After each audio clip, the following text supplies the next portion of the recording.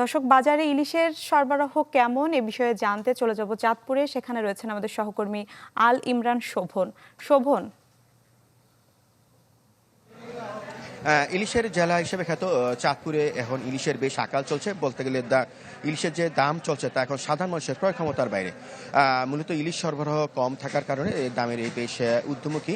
এ ব্যাপারে আমি ব্যবসায়ী এবং জেলেদের সাথে কথা বলেছি। তারা বলছেন বিগত দিনে যে ইলিশের যে সরবরাহ ছিল তার থেকে এখন খুবই কম পরিমাণে ইলিশ সরবরাহ ছিল। অর্থাৎ বিগত দিনে যদি প্রতিদিন গড়ে 150 থেকে 200 মণ ইলিশের সরবরাহ হতো, সেই সরবরাহ এখন 10 থেকে 15 মণে এসে দাঁড়িয়েছে। আমি এখন এই মুহূর্তে রয়েছি চাঁদপুর জেলা শহরের অন্যতম বৃহৎ মৎস্যাড়তে। আমি যদি আজকের ইলিশের বাজার দরটি জানি তা হচ্ছে 800 থেকে 900 গ্রাম ওজনের যে ইলিশটি রয়েছে সেটি বিক্রি হচ্ছে 2000 থেকে 2200 টাকা ধরে। আর এছাড়া 1 কেজি থেকে 1200 গ্রাম ওজনের যে ইলিশ রয়েছে সেটি বিক্রি হচ্ছে 2500 থেকে 2600 টাকা। আর 1200 থেকে 1500 গ্রাম ওজনের যে ইলিশটি রয়েছে সেটি বিক্রি হচ্ছে 3000 থেকে 3500 টাকা কেজি দরে।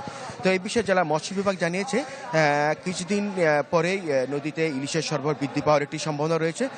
তখনই ইলিশ সাধারণ মানুষের ক্রয় ক্ষমতার নাগালে চলে আসবে বলে মনে করছেন ব্যবসায়ী ও মৎস্য বিভাগের সাথে সংশ্লিষ্টরা। এই ছিল চাঁদপুর থেকে সর্বশেষ খবর। শোভন, আপনাকে ধন্যবাদ। দর্শক, চাঁদপুর থেকে ইলিশের বাজারের খবর জানাচ্ছিলেন আমাদের সহকর্মী আল ইমরান শোভন।